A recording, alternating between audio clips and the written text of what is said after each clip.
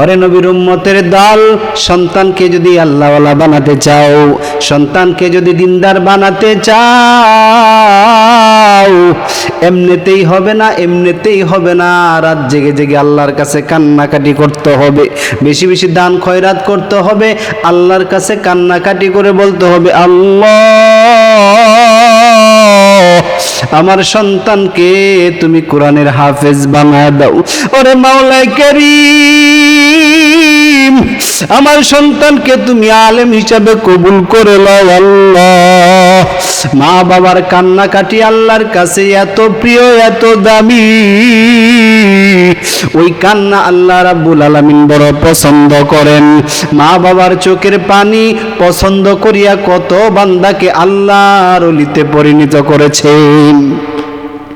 তামাম দুনিয়ার মধ্যে বাইজিদ বুস্তামি রহমাতুল্লাহি আলাইহি, বাইজিদ বুস্তামি এত বড় মানের ওলি ছিলেন, কিয়ামত পর্যন্ত আল্লাহর ওলিরা, আল্লাহওয়ালারা, হক্কানি আলেম ওলামারা ওই বাইজিদের নাম সম্মানের সাথে নেবেন।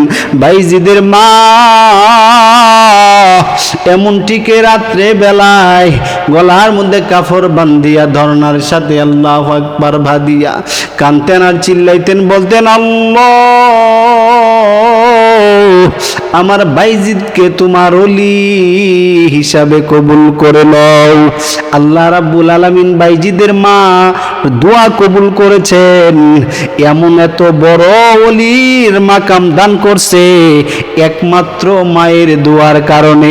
মায়ের দোয়া হালো রে মুমিন, মায়ের দোয়া হালো, ছোট্ট শিশু বাইজিদের মতো সবাই হয়।